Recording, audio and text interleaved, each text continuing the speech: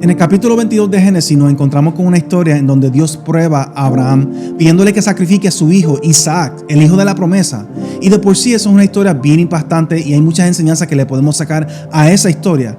Pero algo que me llamó mucho la atención a mí hace unas semanas atrás cuando me senté a preparar una clase bíblica sobre esa historia, no fue la historia como tal, más bien fue cómo comienza la historia. Y es que el capítulo 22 comienza diciendo: aconteció después de estas cosas que probó Dios a Abraham, y luego entonces continúa con la historia. Y a mí me llamó mucho la atención esas palabras, después de estas cosas, porque esas palabras para mí implican que existe una historia detrás de esta historia.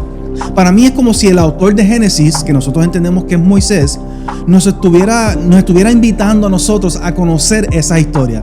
Y cuando hacemos eso, otra cosa me llamó la atención a mí en los capítulos anteriores. Y es el hecho de que cuando nosotros pensamos en Abraham hoy día, usualmente nosotros pensamos en esta gran figura, en el padre de la fe, lo cual es correcto, es cierto. Pero usualmente nosotros no pensamos o no asociamos el nombre de Abraham con, por ejemplo, el pecado. Pero cuando leemos esos capítulos anteriores, vemos muchos ejemplos de esto. Capítulo 21, para darles un ejemplo, nos cuenta cómo Abraham básicamente expulsa a su hijo Ismael. Ismael fue el primero en nacer, el primogénito como tal de Abraham fue Ismael, no fue Isaac. Mas sin embargo, en este capítulo 21, Sara comienza a sentir un poquito de celo por Ismael. Ya había nacido Isaac y le pide a Abraham que básicamente vote a Ismael y a su madre, Agar. Y Abraham le hace caso. O sea, Abraham básicamente echa a morir a su propio hijo. Un hijo que de hecho nació por su propio error de juicio. Así que si vamos a los capítulos anteriores, en el capítulo 16, si no me equivoco, es cuando nos cuenta esta historia. Nos dice que ya Dios le había hecho la promesa a Abraham de tener un hijo. No solamente un hijo, le prometió muchos hijos, que sería de bendición a muchas naciones. Pero había pasado mucho tiempo entre la promesa y el cumplimiento de la promesa. Y en ese tiempo Abraham parece dudar. Y ellos comienzan a hablar entre ellos y piensan: oye, básicamente estoy parafraseando, al parecer Dios no va a cumplir esta promesa, así que tomemos acción nosotros. Y Sara le dice: ten relaciones con mi sierva Agar, ten un hijo con ella, y así cumplimos la promesa. Y Abraham, hombre al fin, ser humano al fin, imperfecto, le hace caso. Así que Ismael nace de eso, otro error, otro pecado de parte de Abraham. Cualquier ser humano que hace esto, nosotros no diríamos que es algo bueno. Nosotros no diríamos de ninguno de estos dos ejemplos, pero especialmente el capítulo 21, desechar a su propio hijo, no diríamos que eso es algo bueno. Mas sin embargo, eso fue exactamente lo que hizo Abraham. Pero no nos quedamos ahí. Cuando vamos al capítulo anterior a ese, que es el capítulo 20, nos dice que Abraham y Sara estaban de camino a un lugar y se quedaron entonces en Gerar. Y nos dice que ahí entonces había un rey, Abimelech. Y Abraham le dice a Sara, su esposa, le dice que cuando lleguen a ese lugar, no le digas a nadie que yo soy tu esposo. ¿Por qué? Porque él tiene miedo a que las personas quieran entonces acostarse con Sara, pero como él es su esposo, entonces lo maten a él para poder hacerlo. Ahora, no solamente es el hecho de que está mintiendo, pero Abraham claramente está dispuesto a permitir que otras personas se acuesten con su esposa, pensando que ella simplemente es su hermana, con tal de preservar su propia vida. Para mí esto, el capítulo 20, es algo horrible. Por último, cuando Dios le hace la promesa de un descendiente a Abraham, ¿cuál fue la reacción de Abraham? La reacción de Abraham fue reírse. Abraham se ríe de Dios, básicamente. Imagínate que uno de nosotros hiciéramos eso.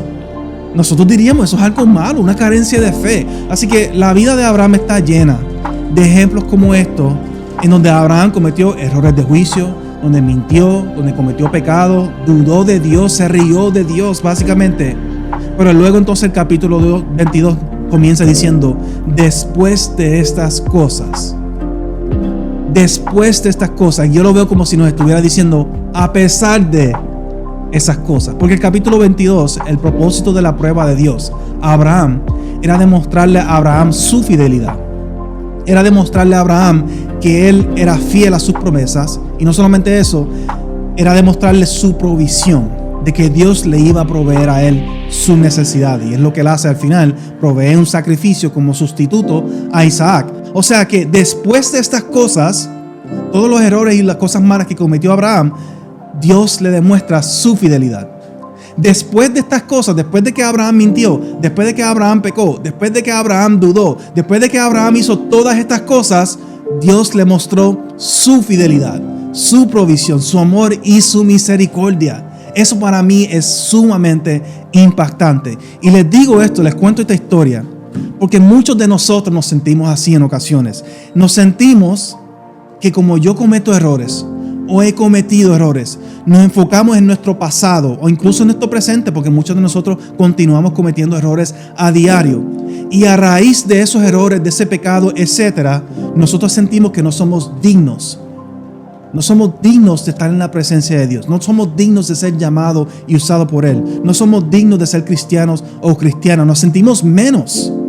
Mas, sin embargo, cuando leemos esta historia vemos, es verdad, no somos dignos. No quiero quitarle eso. La realidad del caso es que no somos dignos. Pero Dios sigue siendo fiel. Dios sigue proveyendo. Nosotros seguimos siendo hijos e hijas de Dios. Nuestros errores del pasado, nuestros errores presentes, nuestros errores futuros no restan del hecho de que somos hijos e hijas de Dios. Porque esa relación no está centrada en nada de que tú y yo podamos hacer o dejar de hacer.